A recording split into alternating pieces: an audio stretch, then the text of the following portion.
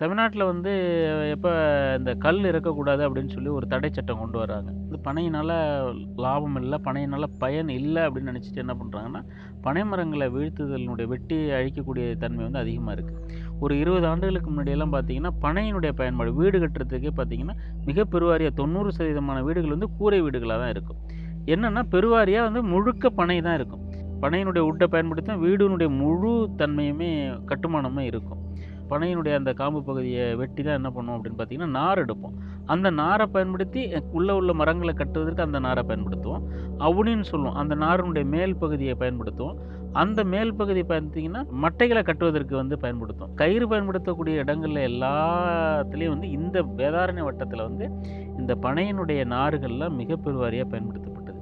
பனை ஏன் மக்கள் வச்சாங்கன்னா, அவங்களுடைய வயலினுடைய அந்த வரப்புகள வந்து பாதுகாத்துக்கிறதுக்காக வைக்கிறாங்க. ஏன்னா, அவங்களுடைய நிலம் வந்து நிலத்திற்கான அடையாளமா இத பயன்படுத்துறாங்க. இந்த இந்த வரப்பு முழுக்க என்னுடைய மரங்கள் நான் வச்சுக்கிறேன் என்னுடைய பகுதிகள்ல. உங்களுடைய வரப்ப நீங்க நகர்த்த முடியாது. ஒரு தன்னியல்பாகவே இடையிடையே கேப் விட்டு வச்சாலும், தன்னுடைய வயல்களுக்கான பாதுகாப்பா இத வந்து பயன்படுத்துறாங்க.